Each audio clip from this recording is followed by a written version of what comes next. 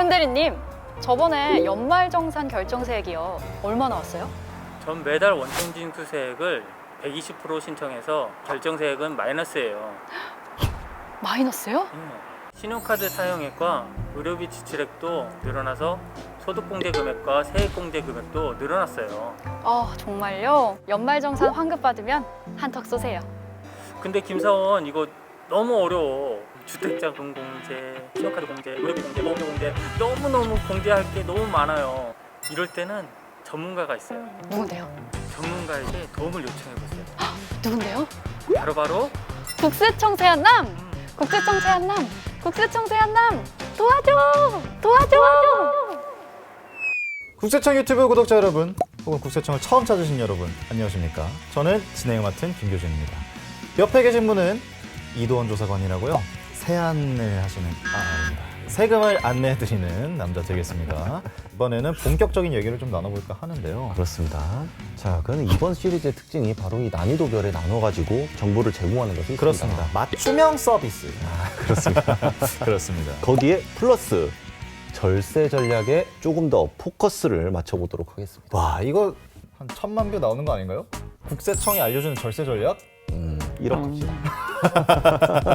우선 이 절세의 핵심 포인트가 뭐냐? 바로 받을 수 있는 공제 항목을 놓치지 않는 것에 있습니다. 준다고 했는데 왜 안 받냐? 근데 이제 가만히 있으면 다 주는 게 아니니까 네. 그런 것들 한번 체크를 해보면 좋을 것 같습니다. 그래서 이번 초급 두 번째 시간으로는 연말정산의 기초 개념 살펴보는 거죠? 맞습니다. 자, 근로자분들은요, 이 월급을 받을 때 소득세를 떼고 지급받게 됩니다. 그렇습니다. 이것을 뭐라고 합니까? 원천징수라고 합니다. 아, 맞습니다.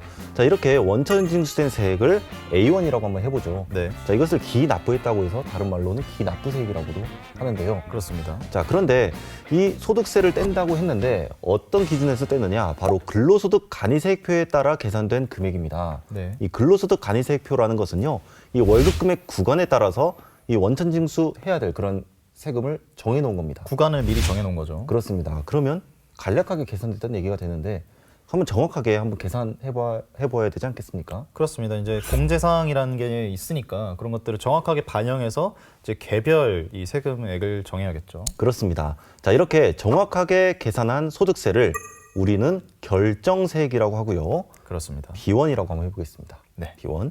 자, 이렇게 A1과 B1을 비교해서 정산하는 절차, 바로 이것을 연말정산이라고 합니다.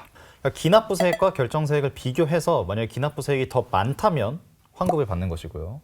결정세액이 더 많다면 세금을 더 내야 되는. 오, 그렇습니다. 일치월장이네요.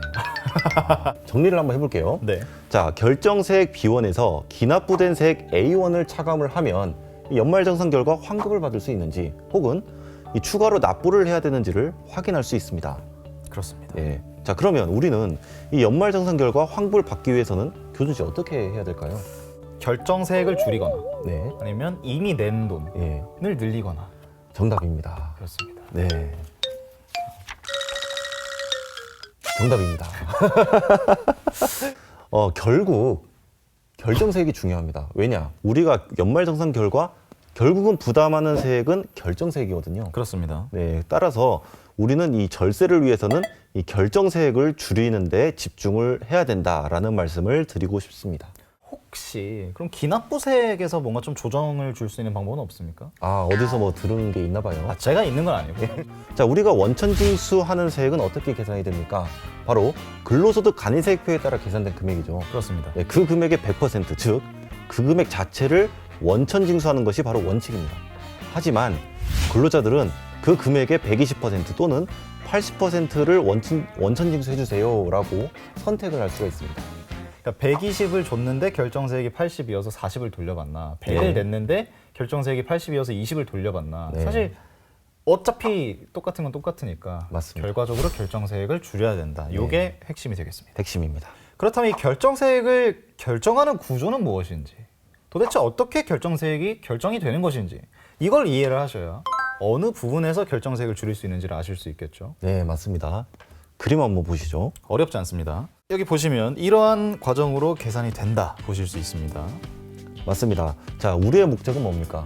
바로 결정세액 줄이기입니다. 그렇습니다. 자, 어디에 집중을 해야 되냐면 바로 공제 부분에 있습니다. 바로 우리가 혜택을 받을 수 있는 부분인 공제에 집중을 하셔야 된다라는 얘기가 되겠습니다. 그렇습니다. 첫 번째 줄을 보시면요. 여기 근로소득 공제라는 개념이 있지 않습니까? 네, 요게 일단 좀 정해져 있는 것 같은데요.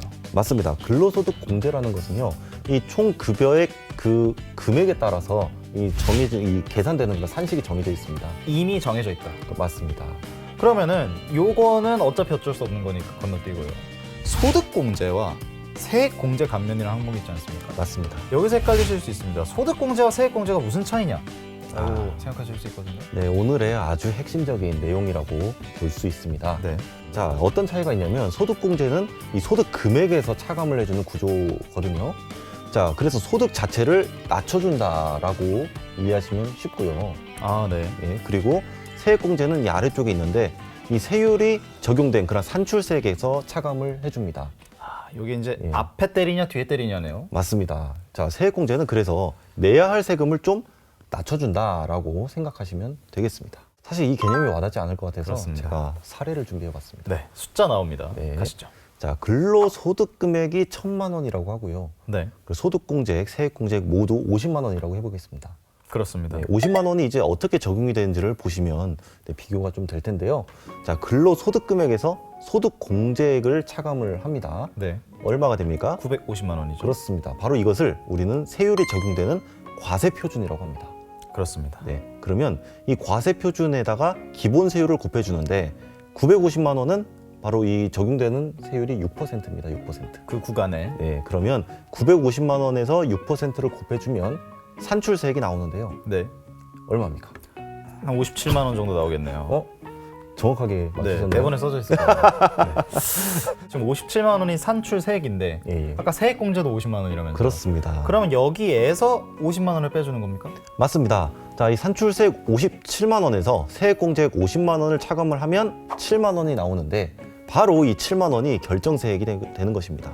그래서 이거랑 이제 기납부세액을 비교했을 때 이제 그 차액을 가지고 이제 환급을 받느냐 더 내야 되느냐가 결정이 되겠다. 이제 실제로 이걸 적용을 해야 되지 않겠습니까? 맞습니다. 적용을 하기 위해서 가장 핵심적인 질문부터 드리겠습니다. 언제 합니까? 2021년 소득에 대한 연말정산은 바로 2022년 1월부터 2월 이 사이에 진행을 하게 됩니다. 인적공제 자료는 그 간소화 자료에 나오지 않거든요. 네. 자, 그래서 인적공제 자료와 함께 이 간소화 서비스에서 조회되지 않은 항목에 대한 그런 증빙 서류를 준비를 해가지고 추가로 회사에 제출해 주시면 되겠습니다. 그렇다면 이 간소화 서비스에서 또 이제 결국은 조회가 되지 않겠습니까? 네. 들어가면 네. 그럼 그 항목들은 전부 다 공제가 되는 겁니까? 이 연말정산 간소화 서비스에서 조회된다고 해서 무조건 공제 대상에 해당되는 것은 아닙니다. 이 간소화 서비스에서 조회되는 항목이 이 정말로 공제 대상에 해당되는지 여부를 꼼꼼하게 살펴보셔야 합니다. 정말 꼼꼼하게 막 모든 공제 사항 다 따져가지고 회사에 냈다고 생각을 했는데 돈이 들어오고 나서 알았습니다. 내가 공제 사항을 하나 빠뜨렸다는 것을. 그렇군요. 어떻게 해야 됩니까? 2022년 5월 종합소득세 신고 기간, 자, 그때 종합소득세 확정 신고를 통해서 놓친 공제 사항을 추가로 적용받을 수 있습니다. 이 결정세액이 0원인 경우에는 추가로 이 공제 사항을 반영하더라도 추가로 환급이 발생하지는 않습니다. 이제 원래 A라는 회사를 다니다가 중도에 이제 퇴직을 하게 되는 경우, 그런 경우에는 또 어떻게 좀 연말정산을 할 수 있을까요? 예, 이런 경우 상당히 많죠. 자, 연도 중간에 퇴직을 한 경우에는 이 퇴직하는 날이 속하는 달의 급여를 지급할 때, 네. 네, 그때 연말정산을 하게 됩니다. 먼저. 일단 하게 되죠. 네. 그리고 나서 이 지급일이 속하는 달의 다음 달 말일까지 근로소득 원천징수 영수증을 이 퇴직자에게 발급하도록 규정되어 있습니다.